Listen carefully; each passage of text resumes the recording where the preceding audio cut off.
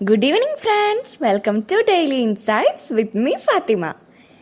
ഇന്ന് നമുക്ക് സംസാരിക്കാനുള്ളത് അഴിമതിയെക്കുറിച്ചാണ്.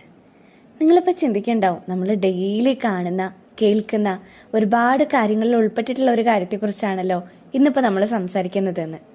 അതെ, ശരിക്കും പറഞ്ഞാലും തീരാത്തത്ര അഴിമതികൾ നമ്മുടെ കേരളത്തിലുണ്ട് എന്നുള്ളത് ശരിക്കും അത്ഭുതപ്പെടുത്തുന്ന ഒരു സത്യം തന്നെയാണ്.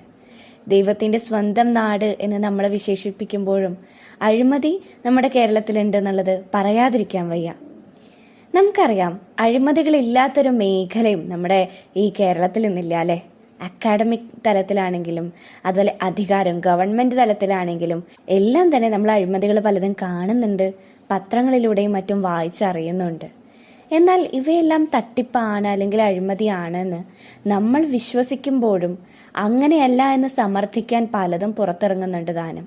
ഇതിൽ സത്യമേത് മിഥ്യേതെന്ന് സാധാരണക്കാരായ ജനങ്ങൾക്ക് തിരിച്ചറിയാൻ പറ്റാത്തൊരവസ്ഥയാണ്. ഇപ്പോൾ ഞാനൊരു വിദ്യാർത്ഥിയാണ്, അതുകൊണ്ട് തന്നെ അക്കാഡമിക് തലത്തിലുള്ള അഴിമതികൾ കുറച്ചും കൂടി എനിക്ക് റിലേറ്റബിളും അല്ലെങ്കിൽ കണക്ട് ചെയ്യാനും സാധിക്കും. ഇപ്പോൾ നമുക്കറിയാം, ഈ ഡിഗ്രി പോലും പാസ്സാവാത്ത പലർക്കും ഡോക്ടറേറ്റ് നൽകുന്നതും കഷ്ടപ്പെട്ട് ബുദ്ധിമുട്ടി എക്സാമുകൾ എഴുതി PSC പോലുള്ള എക്സാമുകൾ എഴുതി അത്തരത്തിലൊന്നും അവർക്ക് മുന്നേറാൻ കഴിയാത്തതും ശരിക്കും പറഞ്ഞാൽ അഴിമതിയുടെ ഒരു വലിയൊരു ഭാവം തന്നെയാണ്. സത്യത്തിൽ ഇത്തരം അഴിമതികൾ നശിപ്പിക്കുന്നത് ഒരു തലമുറയെ തന്നെയാണ് എന്നുള്ളത് നിസ്സംശയം നമുക്ക് പറയാൻ സാധിക്കും. അല്ലെങ്കിൽ ഒരു വിഭാഗം ആളുകളുടെ കഷ്ടപ്പാടിനെയാണ്.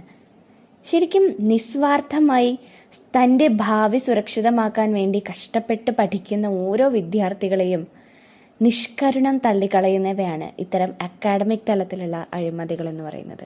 ഞാനിങ്ങനെ ക്ലാസ്സിലിരിക്കുന്ന സമയത്ത് ഞങ്ങളുടെ അധ്യാപകൻ പറഞ്ഞൊരു കാര്യമുണ്ട്, A+ കിട്ടിയ പലർക്കും സ്വന്തം പേര് പോലും എഴുതാൻ അറിയില്ല എന്നുള്ളത്.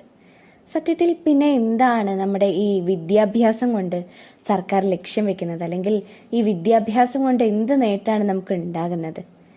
ഈ പറഞ്ഞതുപോലെ ഓരോ വർഷം കൂടുന്തോറും വിജയശതമാനം കൂടുന്നു എന്നുള്ളത് സത്യം തന്നെയാണ്. അതിൽ എത്ര കുട്ടികൾ ആത്മാർത്ഥമായി കഷ്ടപ്പെട്ടിട്ട് അവരുടെ വിജയത്തിലേക്ക് എത്തുന്നുണ്ട് എന്നുള്ളത് നമ്മൾ ചിന്തിക്കേണ്ടിയിരിക്കുന്നു. ശരിക്കും പറഞ്ഞാൽ ആദ്യകാലത്തൊക്കെ ഡിസ്റ്റിങ്ഷനോ ഫസ്റ്റ് ക്ലാസ്സോ ഒക്കെ കിട്ടുമ്പോഴേ അറിയായിരുന്നു, ഇതൊരു തരക്കേടില്ലാത്ത അല്ലെങ്കിൽ നന്നായിട്ട് ഹാർഡ് വർക്ക് ചെയ്യുന്ന ഒരു വിദ്യാർത്ഥിയാണ് അല്ലെങ്കിൽ വിദ്യാർത്ഥിനിയാണ് എന്നുള്ളത്. പക്ഷെ ഇപ്പോൾ പലപ്പോഴും അങ്ങനെ തിരിച്ചറിയാൻ സാധിക്കുന്നില്ല എന്നുള്ളതാ എൻ്റെ ഒരു കാഴ്ചപ്പാടിൽ. ഈ അധ്യാപകർ കുട്ടികളോട് കാണിക്കുന്ന മനോഭാവത്തിലടക്കം അഴിമതി ഉണ്ട് എന്നുള്ളതാ. ഒരു പാർഷ്വാലിറ്റി ഉണ്ടല്ലോ, ആ പാർഷ്വാലിറ്റിയെ പോലും ഞാൻ അഴിമതിയായിട്ട് കണക്കാക്കുകയാണ്.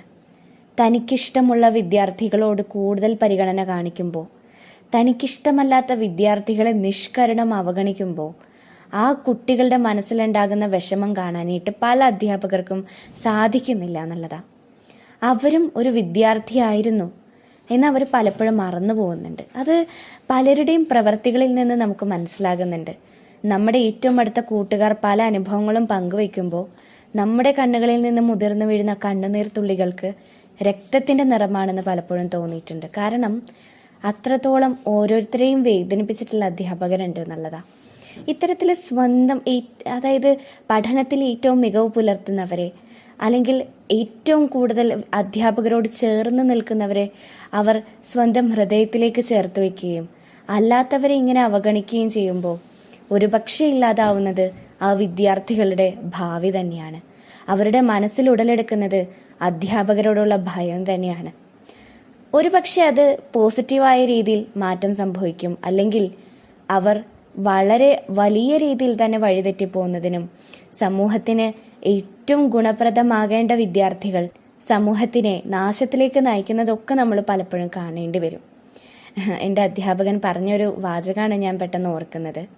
ഒരു വിദ്യാർത്ഥിയെ പോലീസാക്കുന്നതും കള്ളനാക്കുന്നതും അധ്യാപകൻ തന്നെയാണ്, അല്ലെങ്കിൽ അധ്യാപിക തന്നെയാണ്.